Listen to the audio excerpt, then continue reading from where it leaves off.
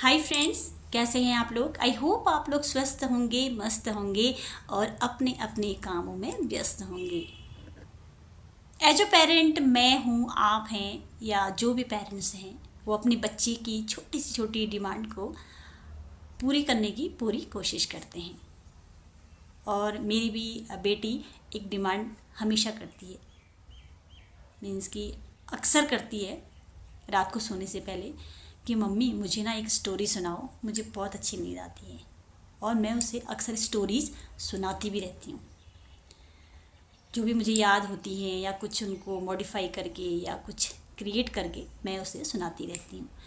कल भी वो कहने लगी मम्मी प्लीज़ एक स्टोरी सुनाओ ना। आज के उसके एग्ज़ाम चल रहे हैं तो कहने लगी कि मोटिवेशनल स्टोरी मुझे प्लीज़ आप सुना दो, मुझे बहुत अच्छी नींद आएगी। तो मैंने कहा चलो ठीक है। अब मैं सर्च कर रही थी तो मुझे एक स्टोरी मिली, भक्ति से बड़ा भाव। तो स्टोरी कुछ इस प्रकार है। एक बार एक व्यक्ति रहता था कहीं, तो मेहनत तो काफ़ी करता था पर उसकी जो इकोनॉमिक कंडीशन थी वो थोड़ा लो चल रही थी।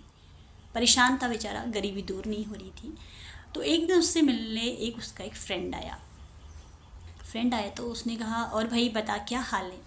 उसने कहा यार सब ठीक तो है पर ठीक नहीं भी है, क्योंकि बहुत मेहनत करता हूँ फिर भी उसका रिजल्ट मुझे मिलता नहीं है।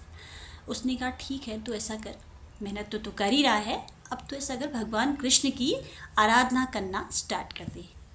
तो उस व्यक्ति को लगा शायद मेरी परेशानी का सॉल्यूशन मिल गया है। वो मार्केट गया और कृष्ण भगवान की एक मूर्ति ले आया और उसे अपने मंदिर में स्थापित कर दिया। अब वो भगवान की आराधना सुबह शाम करना शुरू कर देता है बिना स्किप के हुए। ऐसा करते करते उसे काफ़ी टाइम हो जाता है, लेकिन उसकी जो कंडीशन होती है वो वैसी की वैसी ही रहती है। इसी परेशानी के चलते एक दिन एक दूसरा दोस्त उसको मिलता है। तो वो उसे बताता है अपनी कंडीशन, यार ऐसा ऐसा चल रहा है मेरी लाइफ में। तो वो कहता है कि तू ऐसा कर, माता रानी की आराधना करना शुरू कर दे। अब वो बेचारा तो परेशान था। वो मार्केट गया और माता रानी की एक मूर्ति ले आया।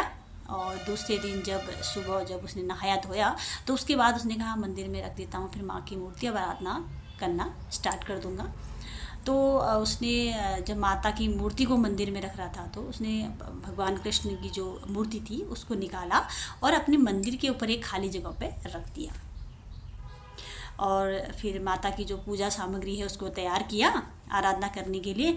जैसे धूप जला रहा था तो उसने सोचा कि कहीं ऊपर धुआं ना लग जाए कृष्ण भगवान को, या वो मेरी जो धूप की खुशबू ना सूंघ ले। ऐसा सोचकर उसने एक कपड़ा लिया और उनके मुंह को बांधने लगा। जैसे वो मुंह बांधने लगा तो भगवान ने उसका हाथ पकड़ लिया। उसकी आंखें फटी की फटी रह गई। उसने कहा भगवान इतने महीने से मैं आपकी आराधना कर रहा था, जब आपको मंदिर में रखा था तब तो आप ने दर्शन दिए नहीं, और आज जब मैंने आपको अपने मंदिर से बाहर निकाल दिया तब आपने मेरा हाथ पकड़ लिया, आपने मुझे दर्शन दे दिए।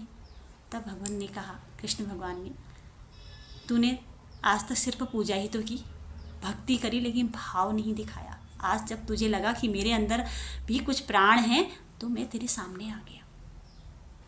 तो दोस्तों, भक्ति से बड़ा भाव कैसे हो सकता है, इस कहानी से आपको समझ में आ गया होगा। काश ये भाव हम सबके अंदर आ जाएं तो हमारी हर परेशानी भगवान दूर कर देंगे।